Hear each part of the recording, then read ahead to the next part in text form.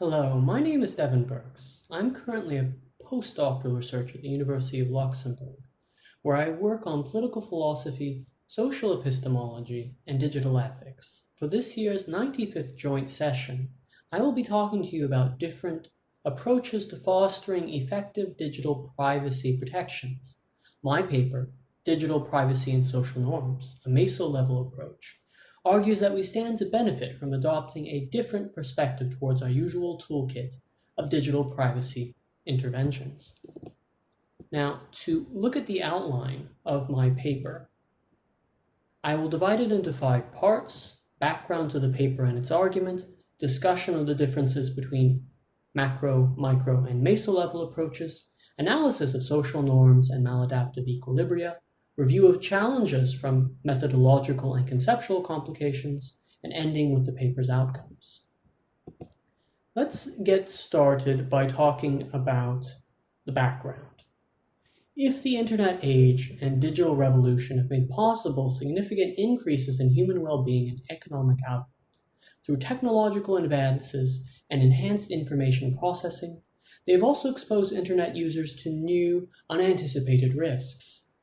The 2018 Cambridge Analytica scandal, frequent data breaches, and fines from state regulators have underscored the continuing need for reinforced personal data protections. Even with the proliferation of privacy rules, such as the European Union's General Data Protection Regulation, digital privacy remains a live issue in need of solutions. Many solutions are formulated in accordance with a macro-level or micro-level approach, where the former macro level emphasizes state-centric legal interventions, the latter stresses the need for small-scale individual actions. This leads me to my research question. Are there more effective instruments for protecting digital privacy than state regulation and individual action? In this paper, I answer yes. More specifically, I contend that these approaches are insufficient to protect personal data in the absence of a meso-level approach, which focuses on altering social expectations and social norms to support practices of mutual responsibility. To frame it in terms of an argument, digital privacy interventions ought to secure substantive as opposed to merely formal privacy protections.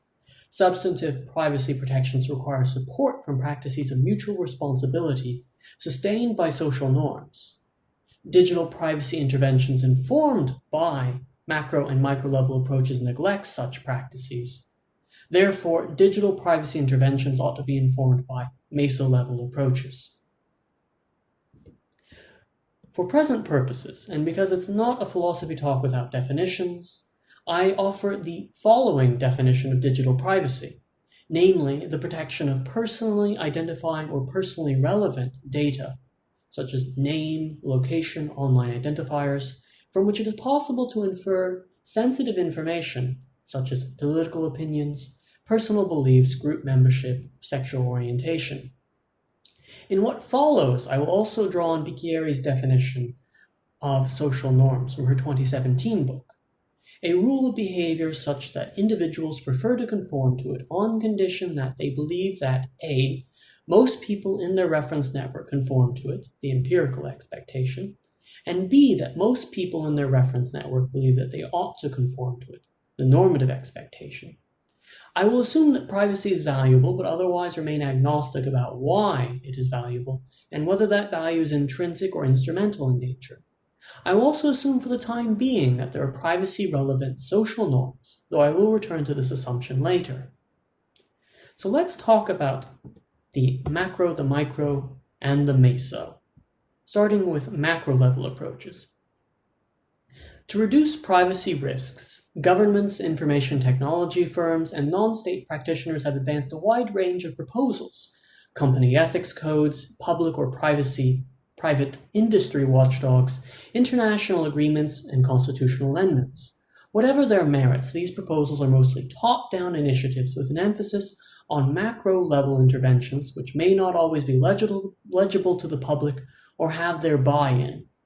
In other words, they may do little to improve those factors which are generally thought to drive privacy-protective behavior: sufficient motivation in the form of pro-privacy attitudes, relevant ability in the form of general online skills, behavior triggering experience in the form of past privacy violations, as noted by Bucci, Just, and Latzer, 2017. Absent these, macro-level interventions are unlikely to translate into efficacious personal data protections and may therefore amount to little more than ineffectual institutional tinkering. One also detects this emphasis in many philosophical treatments of privacy. Perhaps this may be partly explained by the tendency in moral and political philosophy towards state-centric legal prescriptions. To correct an injustice, it suffices that the state enacts a law which prohibits it. Yet a polity's legal code and moral life remain independent of one another, such that effective legal regulation cannot stray too far from the underlying informal social rules, as noted by Gerald Gauss in his 2016 book. Put differently, digital privacy protections are as much an affair for ethics as they are for law. Consequently, more attention must be focused at the meso-level on a polity's moral code to realize substantive privacy. Now, this would seem to push us towards micro-level approaches to digital privacy protections. It does not, however, mean that individuals alone are inherently well positioned to realize substantive privacy. Just as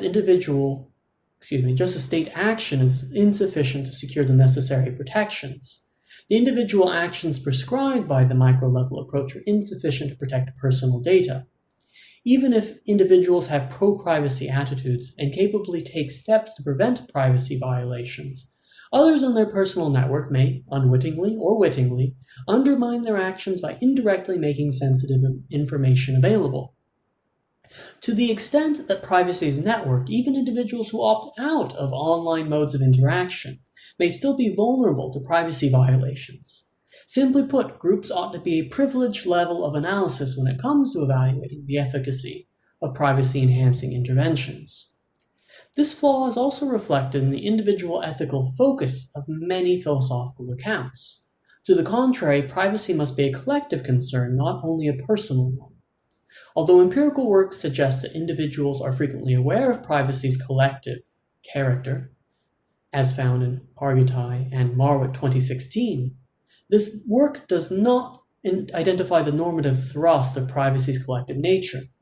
Namely, one may helpfully recast privacy not just as a self-regarding right, but also as an other-regarding obligation, as does Vediz in her 2020 book. Other-regarding obligations cannot, however, be supported in the absence of practices of mutual responsibility, where individuals and groups can sanction others for their breach of duty. Accordingly, the right to privacy cannot be effectively realized from the micro level without a culture or ethos of privacy to support it. So to the extent that individuals can only realize substantive privacy collectively, individuals ought to hold one another accountable for protecting personal data. This moves us towards the meso-level approach. Now, this means that a balance must be struck between institutional and individual targets by highlighting the meso-level of analysis and an ethical culture of privacy. Hence, the questions facing policymakers and persons may look rather different than the typical menu outlined by Bucci, Just, and Latzer. That is, market solutions, self-help measures by users and individual companies, collective self-regulation by the industry, private-public co-regulation regimes, and command and control regulation by states. Most notably, what steps should be taken then to promote a culture of privacy? By whom should these interventions be undertaken? If the relevant agents are intermediate groups of individuals, those agents will likely require support from the state and civil society. As for proposals, one prominent tool consists in social norm interventions. Hence, I contend that a satisfactory answer ought to include a more complete account of how social norms can be put to the work of realizing a culture of privacy, wherein practices of mutual responsibility motivate individuals to protect themselves and one another. And with that, I move to talking about social norms and maladaptive equilibria. Social norms are key to realizing privacy insofar as they partly constitute a polity's public culture and moral code. As a polity's social norms change, its public culture and moral code may also change. Nevertheless, to succeed, norm-altering interventions require an understanding of the social and normative expectations in terms of which social norms are framed. To put it simply, social norms encode persons' expectations about their own and others' behavior, including sanctions in case of non-compliance. In the case of digital privacy and personal data, those expectations provide individuals guidance, not just about the actions which they may undertake reasonably to promote their own and others' privacy without incurring sanctions, but also guidance about the actions which others are likely to undertake to protect both their and others' privacy. To focus the discussion, let us briefly consider the current configuration of expectations surrounding such privacy-enhancing individual actions as respecting others' image, migrating to particular pro-privacy applications, cultivating personal and professional privacy spaces, and using obfuscation in the face of personal data requests, as outlined in Bailey's 2020. Certainly, social and normative expectations about sharing a person's image online without permission are evolving, with some divergence between sharing images of strangers versus those of acquaintances.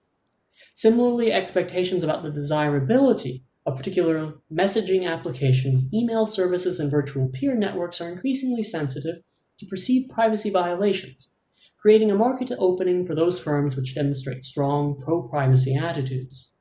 Still, the evolution is uneven elsewhere. One sees less movement in social normative expectations about preparing and interacting with others in technology-free spaces at home and work, or about answering third-party requests for personal information deceptively. Perhaps this may be attributed to the impression which many have that pro-privacy behavior manifests negative social attitudes, given the link between sharing personal information and developing interpersonal relationships, as remarked by Buchet-Just and Latzer 2017. With that, I move to talk about maladaptive equilibria, because to the extent that the prevalent social norms about privacy have converged on a global equilibrium, where persons still have fairly minimal expectations about what they may do to protect their own privacy, and about what others are likely to do to protect that privacy. That equilibrium is maladaptive in relation to the end of digital privacy. This conclusion is notably echoed in the commonplace that privacy is dead. One might approach altering a maladaptive equilibrium in two ways, either as being misinformed, that is, people are misinformed as to others' social and normative expectations, or as being well-informed, that is, people are well-informed as to others' social and normative expectations. Let's look more closely at misinformed maladaptive equilibria. One might diagnose the equilibrium as an instance of pluralistic ignorance, as Christina Bicchieri defines this state, a psychological state characterized by the belief that one's private thoughts, attitudes, and feelings are different from those of others, even though one's public behavior is identical. Simply, if the person believes that one ought to take particular steps to safeguard personal data and to protect digital privacy, but believes that others are opposed to taking such steps, when they in fact hold similar beliefs, the equilibrium is sustained by mistaken reciprocal belief attributions. Again, call this a misinformed maladaptive equilibrium. When an equilibrium is misinformed, it is sufficient to correct the mistaken beliefs by disseminating, as Bicchieri puts it, new public information by a reputable source. Hence, the intervention must be epistemic in nature. In the case of privacy norms, one might, for example, publicize the results of a demographically representative survey, or organize a public or private sector media campaign with adverts, posters, pamphlets, and so on, as was done during the ongoing public health emergency.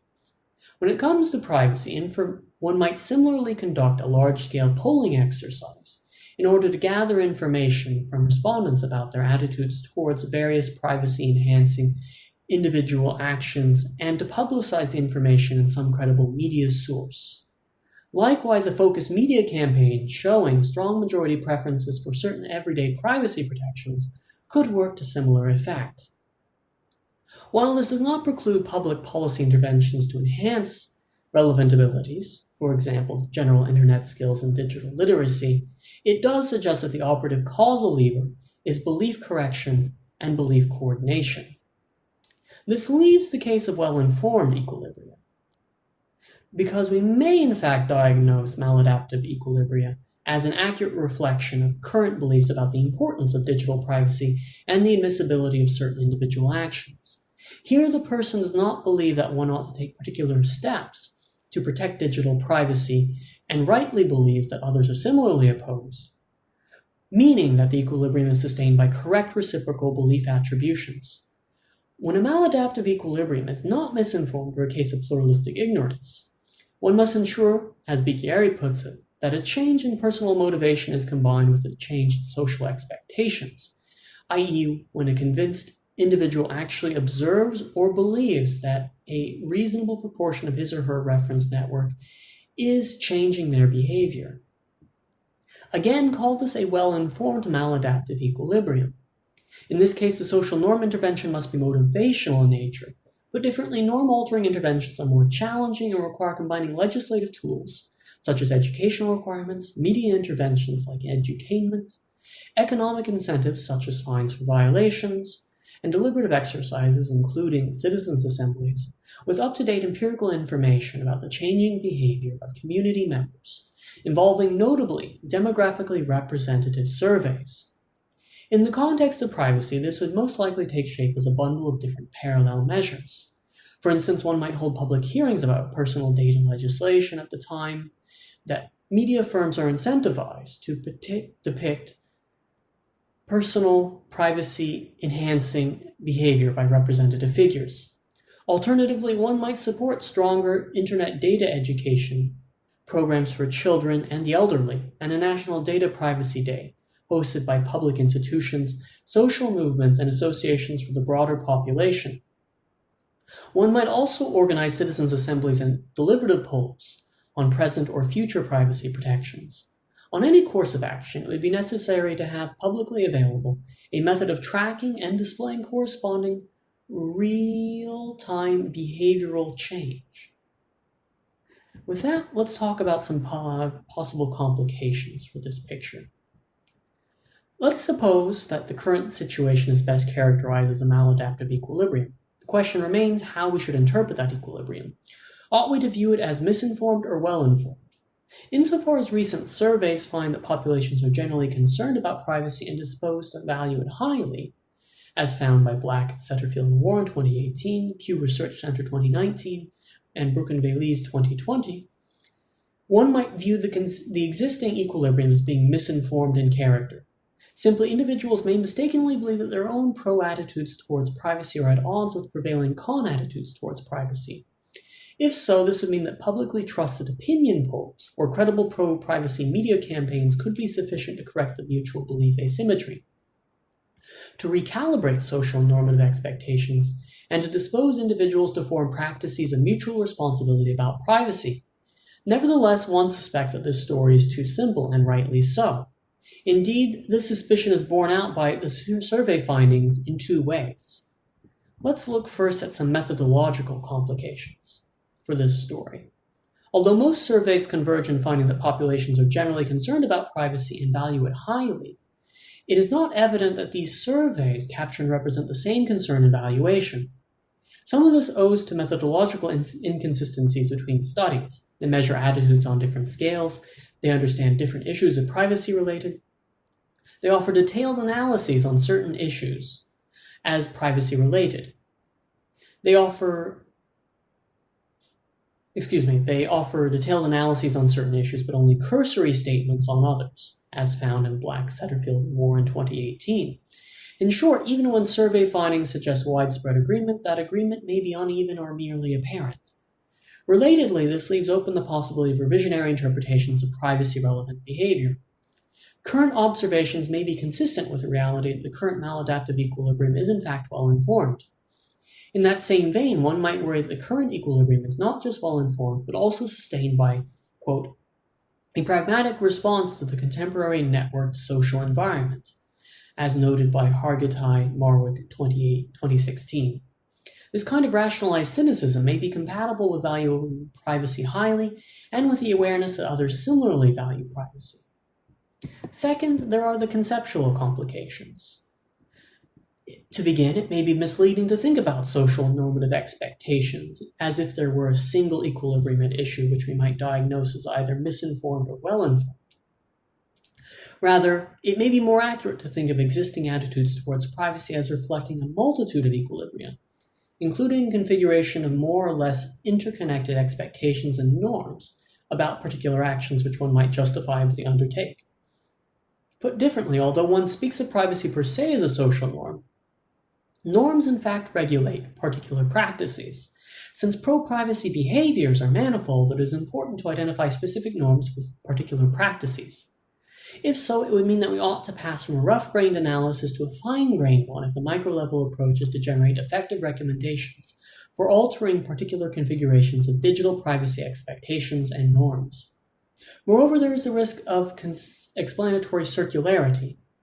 Any explanation of digital privacy behaviors or the privacy paradox in terms of social norms must begin with social and normative expectations. Otherwise, one puts the explanatory cart before the causal horse. As Bicchieri explains, an explanation that relies on norms presupposes the existence of social expectations that support the norm, but usually no attempt is made to gauge their existence, if any, and magnitude. Indirectly deriving the norms that might be at work from participants' choices is hopelessly circular. We want to explain behavior by invoking a norm. We then infer the norm from that very behavior. In short, con-privacy behavior is explained by these norms, but these norms are then inferred from that behavior. To put it still differently, while surveys find that populations are disposed to value privacy highly, it has not yet been established which privacy-relevant behaviors are induced by social norms, as opposed to customs, conventions, or descriptive norms. To sort out these differences, one requires carefully designed, incentivized questionnaires, experimental games, and vignettes. Depending on the behavior's origins and nature, different interventions are required for privacy-enhancing practices like respecting others' image, migrating to pro-privacy applications, cultivating privacy spaces, and using obfuscation. This is particularly important in the case where practice is supported by a maladaptive equilibrium, be it misinformed or well-informed. To conclude, I have arrived at 3 general outcomes. First, I have opened intermediary conceptual space for pro-privacy interventions, a meso-level approach which is between macro and micro-level approaches. Although the particular measures to be taken would naturally depend on the polity in which one intervenes, to alter social norms and expectations, and on the precise configuration of privacy expectations and norms which one wishes to alter, the general value of a meso-level approach to digital privacy should be clearer. Without the ethics of digital privacy which it affords, macro and micro-level approaches to digital privacy are unlikely to realize substantive digital privacy protections in the near future. Second, if the meso-level approach is not without its challenges, such as diagnosing equilibria correctly and adopting the right level of analysis, I contend that this may serve as theoretical motivation for an enhanced empirical research agenda looking into the nature of the rules governing privacy-relevant behavior. And finally, third, if the meso-level approach can be refined and borne out, it may provide a fresh look at the much-disclosed privacy paradox through the analytical lens of social norms and mutual assurance. And with that, I've reached the end of my talk. I thank you for your time and attention and look forward to any comments and questions that you may have.